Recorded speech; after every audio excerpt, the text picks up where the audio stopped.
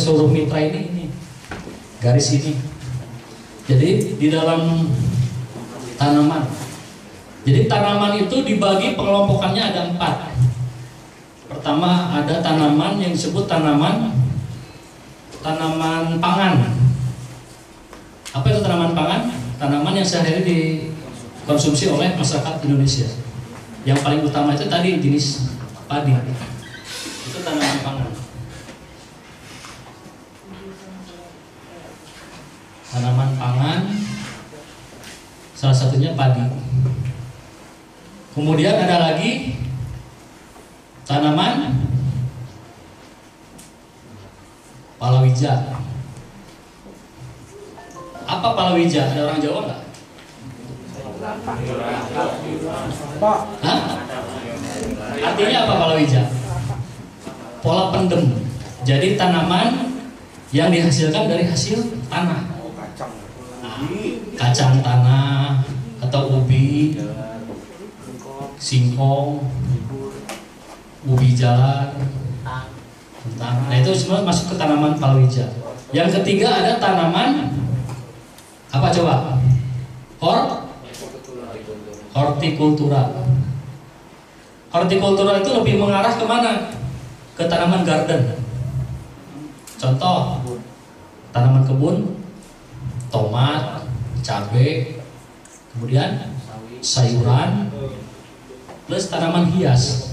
Itu tanaman hortikultura. Misalkan cabai, tomat. Nah ini bisa jagung. Kemudian pokoknya sayuran dan tanaman hias lainnya. Pak, ini eco farming bisa nggak untuk tanaman krisan? Kok di brosurnya nggak ada? Bisa. Itu masih kategori tanaman hortikultura. Jadi penggunaannya seperti ini. Nah kemudian satu lagi tanaman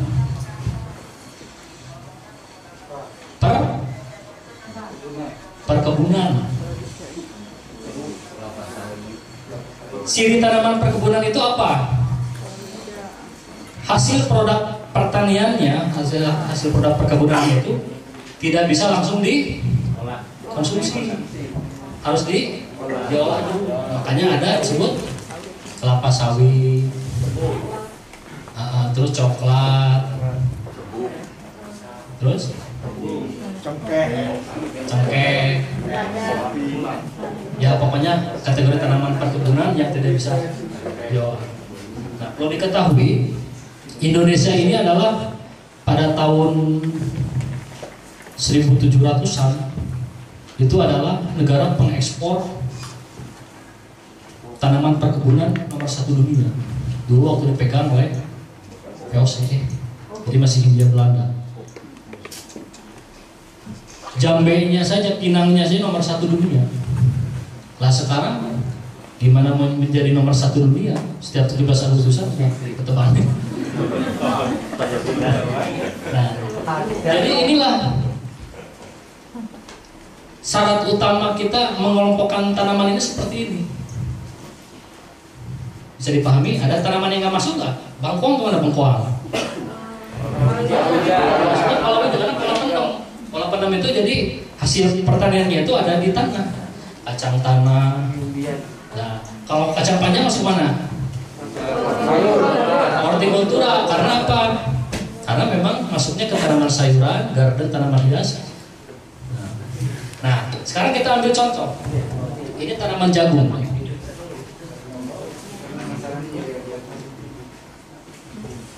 Nih, yang paling utama saya kasih kuncinya. Di dalam fase pertumbuhan tanaman itu ada 2. Pertama fase apa? Vegetatif. Yang kedua generatif. Apa vegetatif? Fase di mana tanaman melangsungkan pertumbuhan. Kalau di padi perbanyakan anakan, kemudian warna hijau daun, perangsangan akar, itu adanya di fase vegetatif. Ini salah satu contoh gampang cara menganalisis kasus 2,7 hektar gagal total yang sekarang diramaikan jadi viral. Ini pertamanya. vegetatif ini umur 0 HST. Hari setelah tanam, yang kemudian di sini 45 atau 50 disebut masa primordial. Primordial itu di mana jagung ini akan mengeluarkan bunga jantan, antheridium. Jadi yang seperti antena di atas itu bunga jantan. Yang di tongkol itu, nah ini tanaman jagung. Yang di atas ini adalah bunga jantan. Yang di bawah adalah bunga betina yang ada tongkolnya. Nah, jadi jagung ini tanaman serbuk silang yang paling kualitasnya paling bisa dipengaruhi. Jadi tanam jagung gulung di sekitar jagung manis itu akan bulirnya itu akan beda-beda nanti. Ada yang hitam, ada yang makanya jagung pelangi itu dibuat seperti ini. Nah ini antheridium ini bunga jantan, putih bunga betina ini nanti dengan sendirinya akan nyerbuk silang dan di sini akan ngisi. Makanya yang telat yang keluar dari tongkol yang bawah ini kan kebanyakan tidak ngisi ya, atau ngisi sebagian karena ini keburu tidak ada. Nah dari 0 HST sampai 45 HST ini masa vegetatif. Nah di mana fungsinya eco farming? Setelah tumbuh, kemudian di hari kelima, kemudian di sini hari keberapa aplikasi eco farming? 14 atau 10? 14. Nah, ini 14 eco farming. Ini ke 45 ya. Nah, hari kelima ini setelah jagung kecambah, di sini kalau misalkan tidak ketersediaan pupuk kandang, kita wajib memasukkan pupuk NPK 25% di sini hari kelima, hari keenam. Kemarin ada kasus itu, saya mau saya telepon langsung tuh yang bersangkutan yang bikin rame itu. Jadi dua pengakuannya menggunakan pupuk NPK sudah, lihatin fotonya. Nah, ketika diselidiki bahkan 75%. Jadi kunci keberhasilan nanam jagung atau nanam padi yang tanaman-tanaman yang tadi ini adanya di pertumbuhan masa vegetatif. Kalau masa vegetatifnya ideal, sudah dipastikan nih 110 atau 100 hari. Ini hasil udah pasti ketahuan. Nah, kemudian umur kelima atau ketujuh ini NPK ini harus masuk. Nitrogen, fosfor, kalium sumbernya dari mana?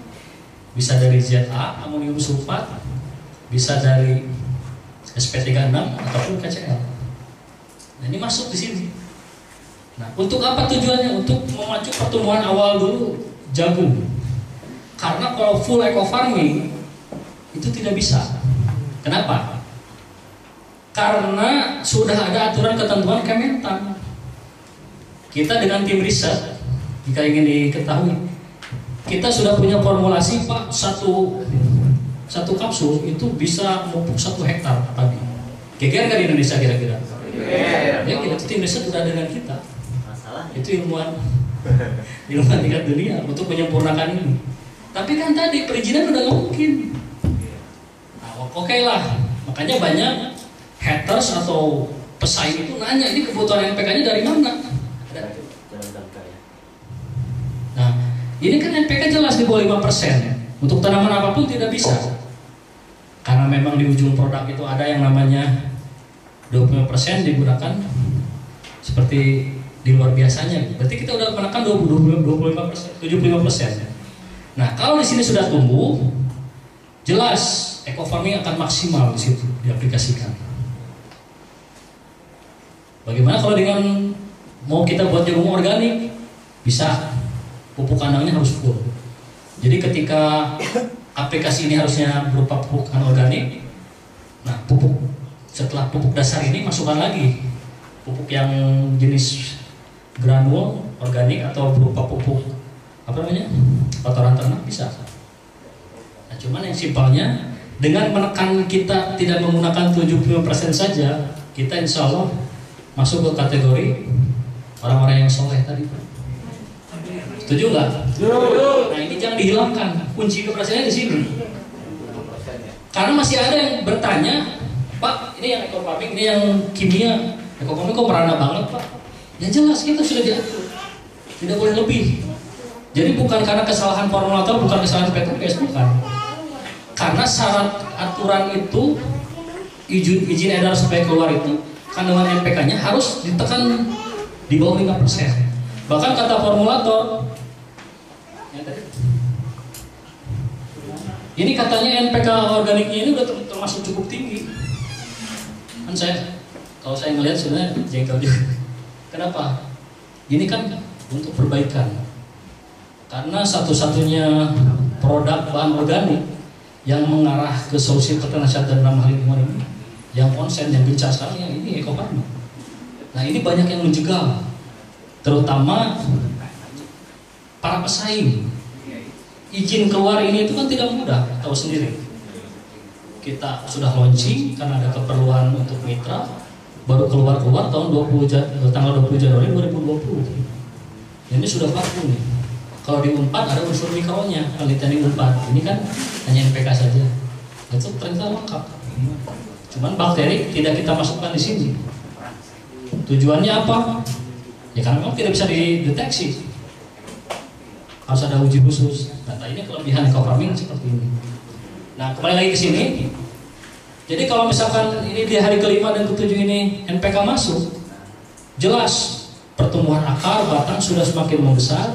Nah Eco Farming di sini kalau hari ke-14 masuk, itu cepat pertumbuhan. Bagi mitra yang konsen interaktif dengan saya, kadang mengirimkan fotonya itu, alhamdulillah saya dampingi dan hasilnya bagus. Ini harus bagaimana? Karena kalau saya terbiasa orang lapang, kalau misalkan kita tidak ngambil tindakan, itu bisa gagal total. Jadi petani itu fleksibel, jangan sampai Pak ini tanaman minus 5 hari HST sebelum tanamnya nggak kita aplikasikan Eco Farming gimana? Jangan sampai hilang peluang, akhirnya tidak dipakai. Tetap aja terusin. Cuman kuncinya di sini 25% ini. Bisa nggak cara ngitung 25%-nya? Ada yang bisa, ada yang enggak. Anggap kalau misalkan kebutuhan kita sebut Ponska, kebutuhan per hektarnya misalkan 300 kilo. Kemudian ZA amonium sulfat, dia mengandung nitrogen 21%, kebutuhannya misalkan 150 kilo. Kemudian SP36, tapi ini familiar ya, istilah pupuk ini, tahu semua ya. Nah SP36 misalkan 100 kilo. Nah berarti di total ini kan 450 kilo. Nah ini tinggal dikali aja 25%. Hah? 550 ya? 550 kilo per hektar. Nah ini masing-masing, karena ini pupuk majemuk, pupuk yang Ponska majemuk, kemudian ZASP36 ini pupuk tunggal. Ini unsur N, ini unsur P. Di sini ada NPK-nya nih kalau di Ponska ini. 16%. Nah ini dikali 25% masing-masing. 300 kali 25 berapa? 75. Nah, 75 kilo dapat tuh Ponska. Kemudian ZA 75, 35 ya. 35 kilo. Kemudian ini 25. Di total ya berapa? 135. 135 kilo dosis yang dipakai untuk 1 hektar yang kita aplikasikan di sini. Itu cara ngitungnya. Nah kemudian setelah aplikasi Eco Farming hari ke-14 ini mulai mengembang. Tapi kalau ini tidak diberikan, jangan harap bisa panen, Pak. Jadi ketahuannya nanti bisa panen dan tidak itu dari sini nih. Makanya ini kunci utamanya ada di sini. Makanya atau kalau gitu mau masih pakai pupuk kimia juga, boleh lah. Formulator manapun pupuk organik. Karena ini sudah kesepakatan Kementerian. Itu rata-rata semua tidak ada yang lebih dari 5%. Semua masih mengandung ini, masih menggunakan ini. Hah? Ya kan tadi. Secara aturan NPK-nya itu sudah tidak boleh lebih dari 5%. Ya di sini kita tidak ada kepentingan menyebut produk lain ya, karena saya teliti juga tuh produk-produk yang lain tetap harus disupport dengan pupuk NPK. Cuman dengan pupuk NPK ini, dengan eco farming kita sudah bisa berani menekan, apalagi ada pupuk kandang di dalamnya. Nah, yang terjadi foto pertama, nah, jadi ketahuan Pak, kalau 75% logikanya masuk di hari ke-0, ini catatannya NPK yang legal ya.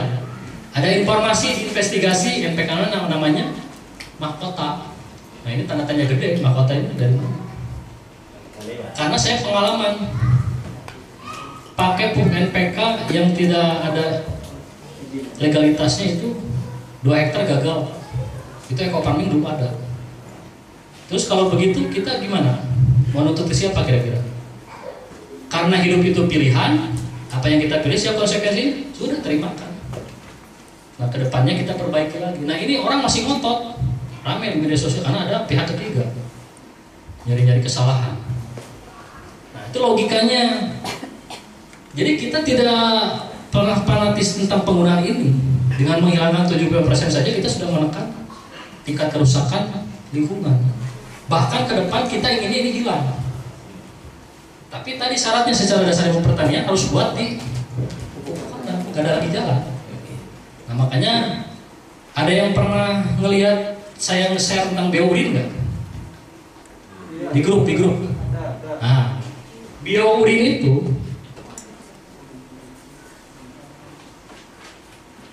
biourin ini adalah kalau kita ingin menghilangkan yang ini, kita bisa pakai ini. Kok kenapa Pak nggak pakai permennya yang simpel? Ya tadi aturannya ini sudah disetting. Makanya kalau misalkan diperbolehkan Indonesia, kita sudah punya formulasi pupuk untuk 1 liter cukup 1 kapsul. Itu kebayang.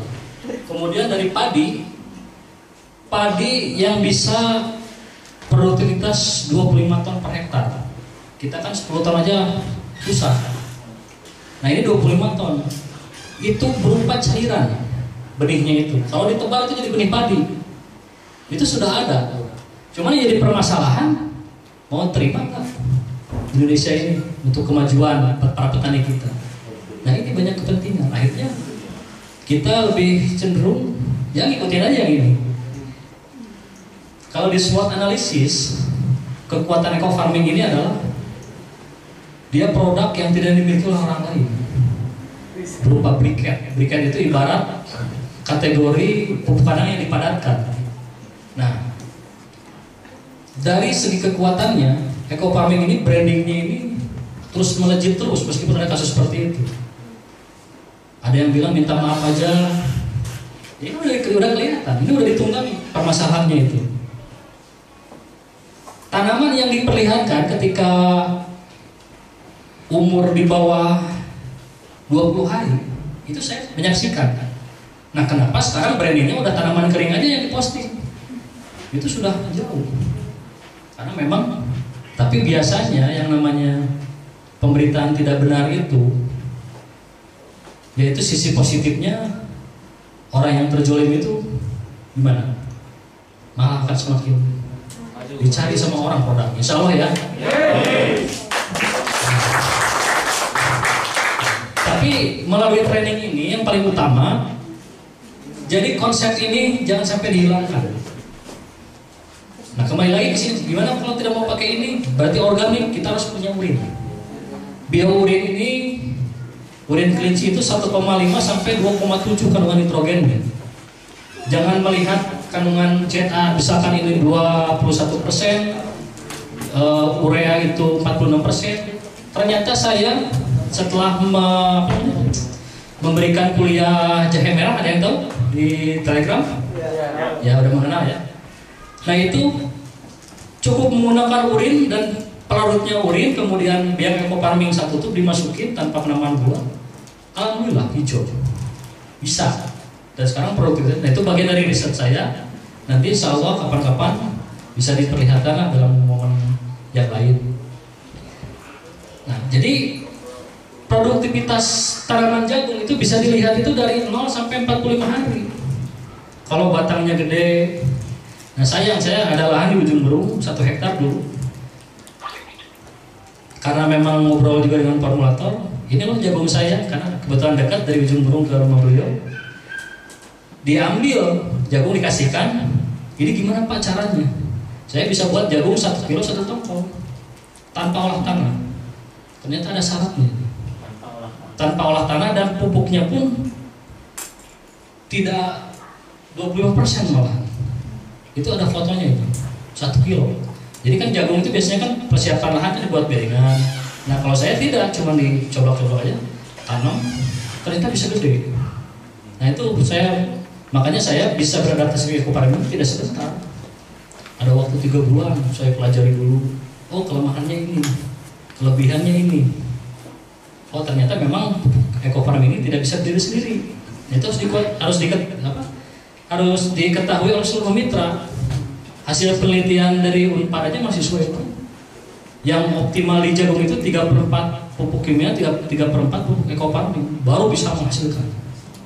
Nah kebanyakan pertanyaan petani atau kalau misalkan mengadakan training seperti ini di prospek ya, calon prospek di daerah, itu kebanyakan orang bertanya, Pak 250.000 nggak kesampaian Pak biayanya. Tapi tidak pernah diceritakan ini kalau pakai ini berapa hasilnya. Nah itu kebanyakan. Jadi dia udah lemah dulu dilihat harga. Bapak tahu Oreo Supreme? Ibu? Berapa harganya Bu? Laku nggak? Laku. Siapa yang beli? Artis Hollywood. Boleh nggak kita mengatakan mahal teuing gitu? Boleh. Cuma karena setiap produk itu ada pangsa pasarnya sendiri. Ekofarming misalkan keberatan harganya, berarti bukan pangsa pasarnya. Kecuali kalau yang ingin memperjuangkan anti riba dan membangun konservasi lahan sebagaimana minta PTPS, boleh gitu kan. Nah itu yang jadi masalah. Jadi intinya setiap produk ini ada pangsa pasarnya sendiri. Nah kemudian kasus seperti itu ini sudah jadi bola liar. Kita katakanlah bisa ngobrol dengan yang bersangkutan yang posting, itu kan mitra juga. Cuman kan sudah dilus-luskan yang gak benar. Akhirnya apa ujung-ujungnya? Minta apa? Minta duit. Jadi kalau saya analisis ini, penggunaan pupuk ini pupuk yang bermerek jenis mahkota ini sudah dipastikan legalitasnya.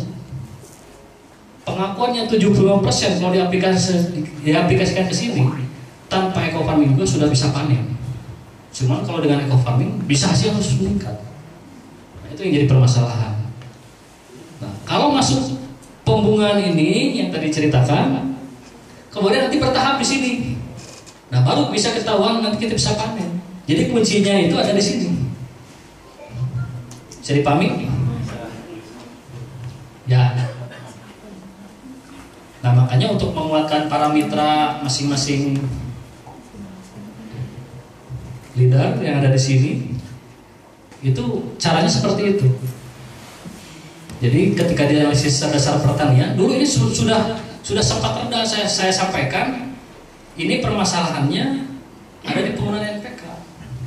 Cuman karena tadi kata Pak Norris ini ada iming-iming ekofarming, ini jadi diserang. Nah, gitu. Ada foto.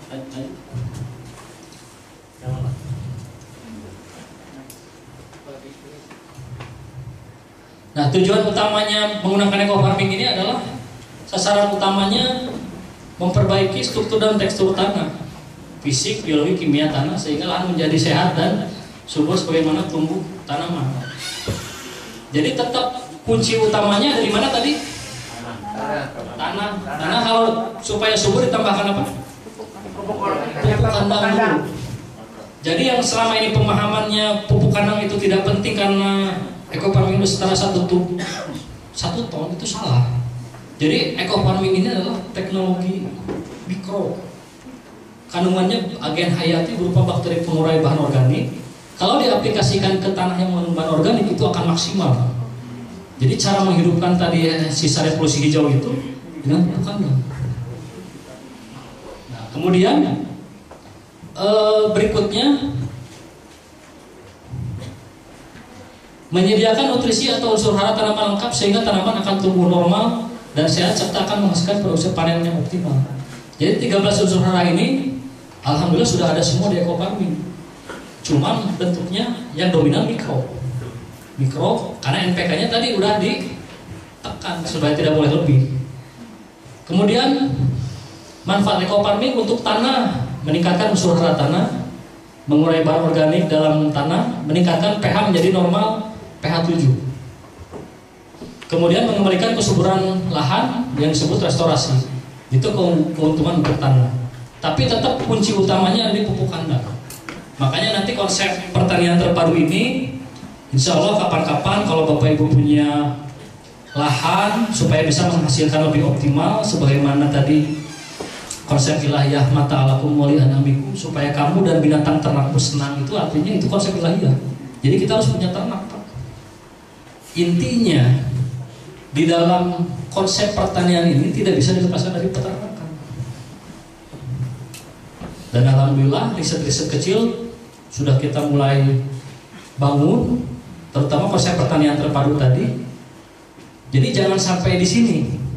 Intinya tadi tidak boleh lepas dari konsep pertanian terpadu. Nah, kemudian ini jenis dan manfaat produk eco farming. Air tetes tebu itu bisa diaplikasikan sebagai pelarut. Air tetes tebu itu sebetulnya beda dengan molasses. Air tetes atau air perasan tebu itu tebu yang di pinggir jalan tuh, yang diperas ditampung itu ada perasan tebu. Kalau molasses itu byproduct atau limbah dari pabrik gula putih. Itu beda. Sebetulnya sumbernya itu juga, cuman wujudnya beda. Nah, kenapa air tetes tebu atau perasan tebu ini sebagai sumber nutrisi bagi mikroorganisme? Karena air perasan tebu ini mengandung unsur karbon. Rumus kimia gula ada yang tahu? C6 H12O6. Nah, itu gula rumus kimianya. Berarti kan di situ ada karbon. Karbon ini adalah tujuannya untuk energi atau mengaktifkan mikroorganisme untuk perkembangan. Itu karbon tujuannya. Makanya di sini, Pak, kenapa Pak aplikasi untuk eco farming ini harus ada penambahan gula? Kemudian kok untuk aplikasi ke tanaman tidak boleh ada gula? Betul nggak? Saya pernah menyampaikan itu di grup-grup atau belum baca? Belum. Nah, ini kunci keberhasilan juga. Jadi nanti ada faktor kegagalan eco farming itu seperti apa, nanti saya ceritakan semua. Karena perlu diketahui. Tahu majalah Trubus nggak? Majalah Trubus itu adalah majalah yang menginspirasi orang, betul nggak? Ada peternakan, perikanan. Cuma ada satu kelemahannya. Ada yang tahu? Itu majalah luar biasa dari tahun 80-an. Nah, nanti ada waktunya. Kenapa majalah Trubus ini ada kelemahannya? Ada. Kelemahannya itu tidak pernah menceritakan kegagalan orang. Sedangkan kita mau bangkit ini kan dari tadi. Saya pernah aplikasi eco farming sampai kuning di tanaman, dosisnya terlalu tinggi dan difermentasi. Akhirnya kita punya. Nah, inilah perlunya tim riset itu seperti itu. Jadi jangan sampai kegagalan-kegagalan ini sampai terjadi lagi. Nah, kembali lagi ke sini. Air perasan tebu ini mengandung unsur karbon tinggi. Baik diaplikasikan, misalkan 1 tub eco farming dicampurkan dengan 1 liter air perasan tebu. Nah, itu difermentasi lama 2 hari sekali dibuka. Karena sudah ada mengandung gula, tidak usah pakai lagi gula pasir atau molasses lagi tadi. Setiap 2 hari buang dulu gasnya kalau botol mineral yang besar, kemudian tutup lagi. Semakin lama semakin baik karena perkembangan bakteri akan semakin banyak. Nah, ketika diaplikasikan ke lahan, saya pernah juga punya eco farming yang 2 bulan tidak mati karena rutin setiap 2 pekan sekali penambahan gula pasir. Nah, ini seperti gula pasir ini terkadang orang kok pakai gula pasir? Tetap sumber karbon itu adanya di molasses, glukosa tadi kan, molasses, perasan tebu, gula pasir, gula merah. Itu semuanya kalau misalkan lihat di YouTube di mana saja ada penambahan itu untuk sebagai energi karbon. Terkadang saya bikin fermentasi tanaman hijauan makanan ternak berupa silase itu pakai dedak saja bisa, karena dedak itu unsur karbon sama. Nah kemudian air kelapa ini mengandung zat ZVT berupa sitokin dan auksin dan mineral-mineral yang dibutuhkan tanaman. Lebih lengkap lagi, makanya saya lebih menyarankan kalau untuk aplikasi ke lahan dan media tanam itu bagusnya air perasan tebu. Kalau misalkan untuk aplikasi ke tanaman tadi ke lahan, nah ini air kelapa dibuat tanpa penambahan glukosa.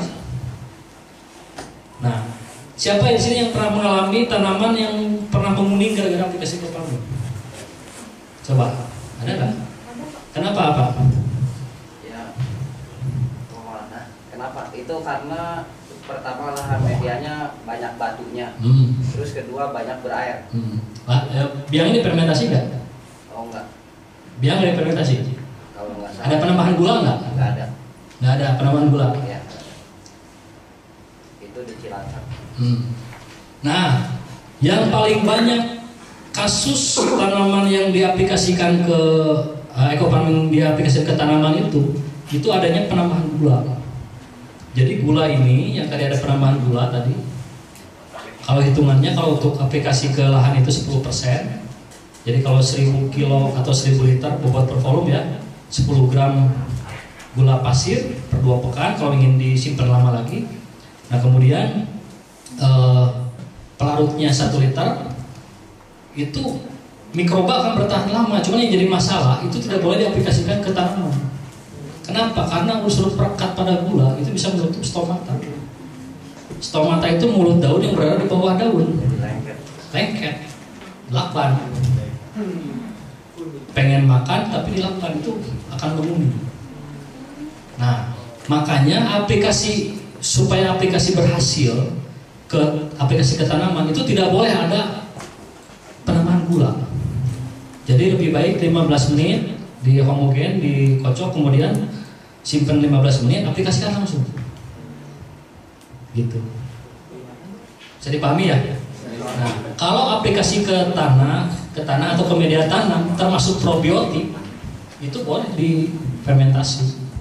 Karena saya pernah juga ngadain penelitian itu eco farming new formula untuk ayam, pertumbuhan broiler itu kalau misalkan langsung itu beda, dalam populasi yang sama itu beda pertumbuhan dengan yang difermentasi dulu. Nah kemudian air hujan ini asal muasal dari mana? Air hujan ini kan proses penguapan laut, kemudian diambil oleh awan ke ujung gunung, kemudian kembalikan lagi. Ini bagian surat dari kauniyah tadi.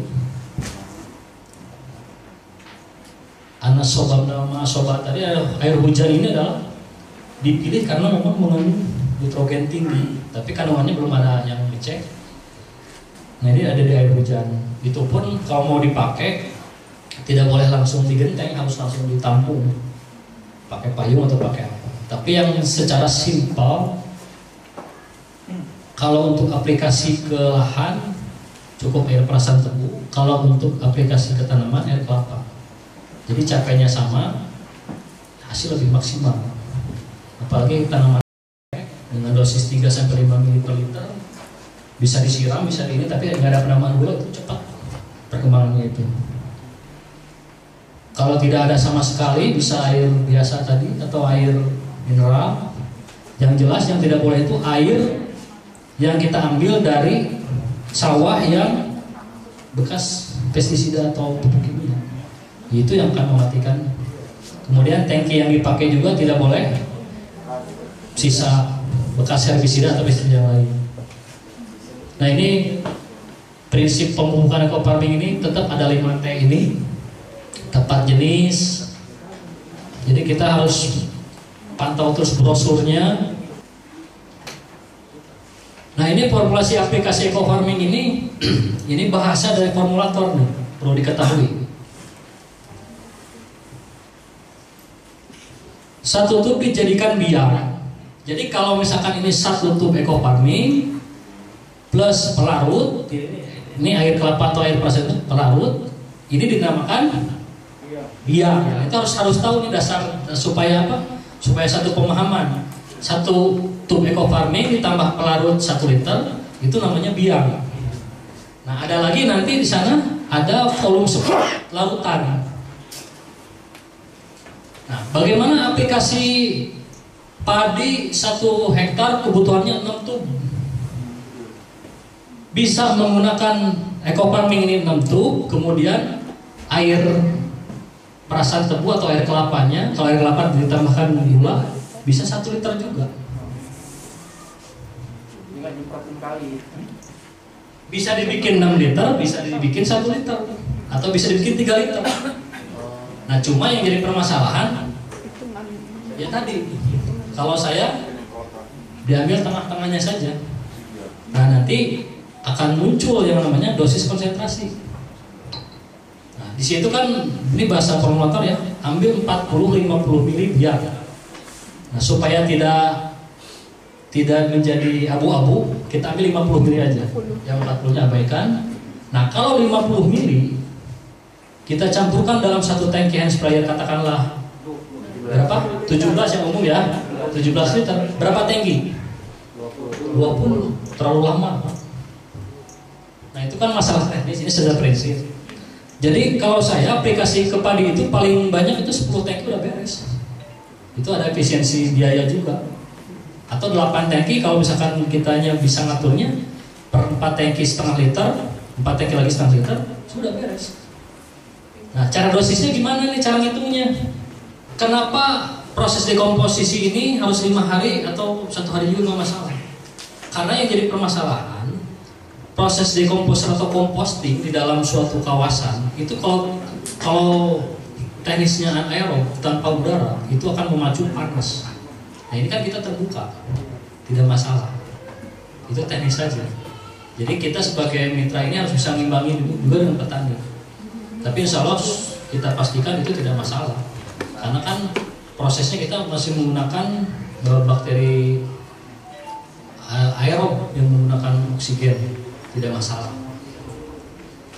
Terus permasalahan yang timbul Pak setelah pakai eco farming dan sekarang ini yang terjadi di mitra saya itu timbul kiong Pak, kiong, dan akhirnya ya pada gundul. Ya. Itu solusinya gimana Pak? Ya.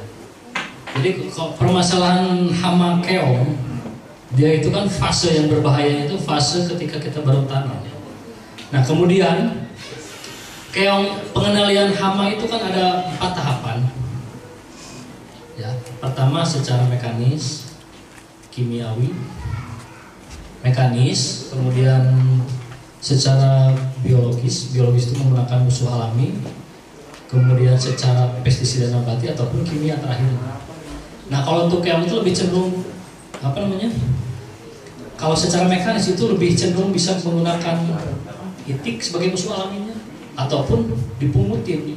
Nah, keong itu kalau kita manajemen itu adalah kandungan daging itu mengandung asam amino tinggi.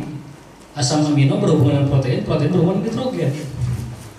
Maka salah satu caranya ambil aja pungut manual, kemudian ditumbuk, kemudian difermentasi dengan bahan yang lain, misalkan gerbong pisang, itu kan sumber dari fosfor, difermentasi pakai eco farming bisa, nanti diaplikasikan ke, tapi jangan ada penambahan gula. Nah, itu bisa teknisnya seperti itu. Jadi kita jangan nyerah gara-gara keong. Kita terkadang yang namanya petani juga kan punya perasaan, kadang emosi menggunakan kimia jenis. Nah, ternyata itu tidak efektif juga, betul nggak? Karena memang tadi ingin dikendalikan, ternyata tidak efektif, akhirnya ya. Jadi saran dari saya manual, mekanis itu untuk keong khusus. Nah, kalau lahannya luas, nah, jadi gini ya, keong itu terjadi, makanya gini, proses pengolahan lahan yang optimal itu akan meminimalisir tumbuhnya hama-hama yang tersisa di lahan. Contoh, tanaman jerami padi yang dipotong, yang diambil pangkat malainya saja kemudian dipotong, itu akan mematikan siklus sundep. Tahu sundep nggak? Penggerek batang pada masa vegetatif. Kalau penggerek batang pada fase generatif disebutnya belum. Tetap itu malai tidak akan keluar. Nah kalau pengolahannya optimal, kemudian bibit-bibitnya tahu kan, keong itu kalau bertelur di mana tahu nggak? Nah di batang itu dibersihkan semua, jangan sampai menetas. Itu jauh lebih ramah lingkungan daripada pestisida.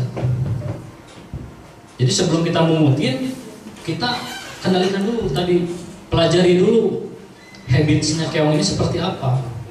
Nah kalau sudah teratasi, insya Allah bisa. Karena memang mencegah lebih baik daripada mengendalikan tadi. Oke Pak, dulu ya Pak. Kemarin itu mitra dia kan pembibitannya apa namanya itu? Bikin benih. Tanahnya itu disemprot dulu.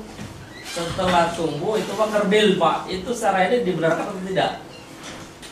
Bikin persemaian padi, ya, disemprot. tanahnya semprot dulu. Setelah tumbuh benihnya, dia tuh kerbil Pak. Disemprot apa? Pakai farming Pak. Gabah direndam pakai apa? Farming dosisnya berapa? Kalau 3 mili malah bagus per liter.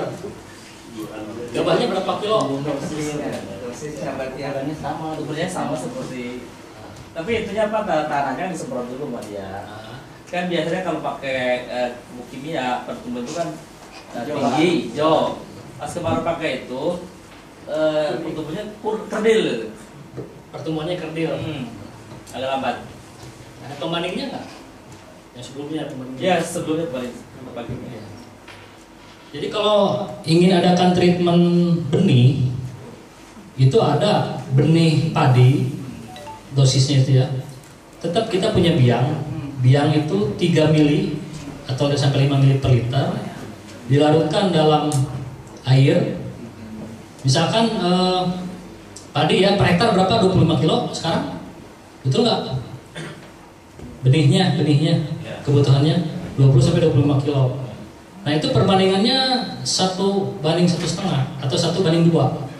1 kilo benih 2 liter larutan plus biang tadi. Nah itu direndam 24 jam, kemudian di dalam karung ya, dalam wadah.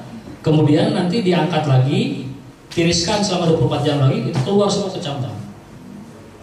Gitu teknisnya. Nah, kemudian tadi ketika disemprot ya itu sudah keluar dari aturan.